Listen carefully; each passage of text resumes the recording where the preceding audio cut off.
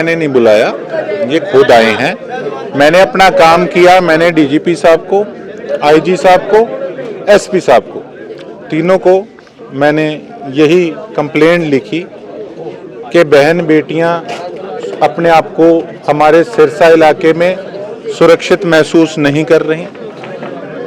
जिस दिन कंप्लेनेंट जो थे वो जब बच्ची मेरे पास आई, उससे एक दिन पहले भी 15 लेडीज मेरे पास वो इकट्ठी आई थी कि आप वीडियो देख लो किस प्रकार से ईंट उठा के और पूरा जोर से हिट करके वो बच्ची का सिर फाड़ा गया। साथ उसकी बहन थी। 15 लड़के किस प्रकार से बच्चियों के बाल पकड़ पकड़ के खींच रहे थे।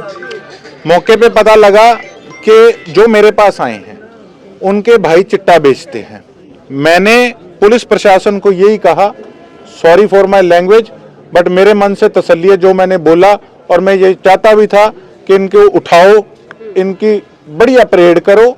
जो चिट्टा बेचते हैं, बेशक वो मेरे पास उनकी बहन आई है, उनके खिलाफ, दोनों के खिलाफ कार्रवाई होनी चाहिए। देखो, जो नशा बेच रहा है उसके खिलाफ तो हो ही हो, लेकिन ये अधिकार किसने दिया कि 15 लड़के इकट्ठे होके वो बच्चों पे जाके हमला कर दो, ईंट मारो, शरेआम बाल पकड़ के आप गली में खींचो। और उस पे पुलिस जो यहाँ की लोकल है वो आगे स्पष्टीकरण क्या दे रहे हैं, कहते हमें और भी बहुत काम था। शरेआम वो तीनों मेन लड़के यहाँ पर सब्जी मंडी के अंदर कल सुबह भी दिखे हैं। लेकिन मैं इनका आंसर, इनका रिप्लाई सुन के हैरान हूँ।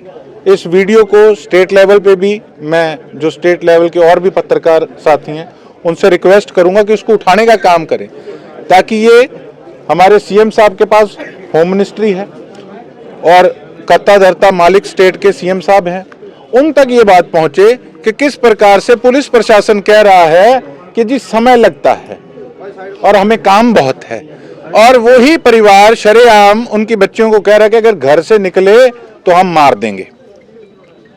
तो फिटे लानत हम पे कि हम लोगों ने वोट लिए हैं, अगर हम अपनी बहन बेटियों की यहाँ रक्षा नहीं कर सकते अपने इलाके के अंदर। इतनी बड़ी घटना के बाद भी समय मांगा जा रहा है, जबकि ये घटना 23 या 24 तारीख की है, आज 1 तारीख हो चुकी है, अभी तक कार्रवाई नहीं कर पुलिस कह रही है हमें, ये जो आए हैं, ये चौकी वाले लोग हैं, ये कह रहे हैं समय लगता है।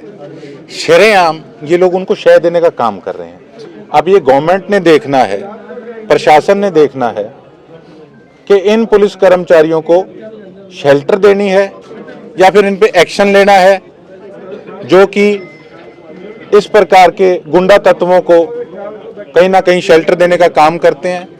तो अगर रक्षक ही भक्षक बन जाएंगे तो फिर हमारे इलाके के लोगों की रक्षा कौन करेगा? आप किस तरह से आवाज उठाएंगे इसके ऊपर जल्द से जल्द कार्रवाई? देखिए, मैंने लिखा डीजीपी साहब को, आईजी साहब को, एसपी साहब को, जैसे आपको बताया। इसके साथ साथ बात ये छोटी बात नहीं है। एक तरफ तो हम कह रहे हैं कि स्कूल, कॉलेजेस, यूनिवर्सिटी के आगे जहां फीमेल अपने इंस्टीट्यूट्स हैं उनके आगे पीसीआर लगाओ, और दूसरी तरफ वीडियो शरेआम दिख रही है। तो ये कोई छोटा मैटर नहीं है। इस प्रकार से तो ऐसे गुंडे तत्वों का और हौसला बढ़ेगा, ये तो किसी के घर के अंदर बढ़ के उनको मारने लग जाएंगे। तो इसके अंदर मैं इसको अगर इन्होंने नहीं अरेस्ट किए, मैं इसको जोर शोर से विधानसभा के अंदर उठाने का काम करूंगा। वीडियो दिखाऊंगा, इन पुलिस कर्मचारियों का उसमें नाम लूंगा कि ये कर्मचारी थे, और ये भी वीडियो बनी है, ये भी दिखाने का काम करूंगा कि पुलिस कह रही है मैं व्यस्त होता हूं। एसपी महोदय नहीं उठा रहे, इतने बावजूद राजनीतिकरण सर इसमें है। मैंने एसपी साहब को ये वीडियो भी भेजी थी और उनको मैसेज भी किया था। उन्होंने मुझे यही कहा कि मैं इस मैटर को पूरा जोर शोर से खींच के लूंगा, और मेरी पूरी उनसे उम्मीद भी है कि इसको बढ़िया तरीके से टेकअप करके और इनको तीनों को अरेस्ट करवाने का काम करेंगे।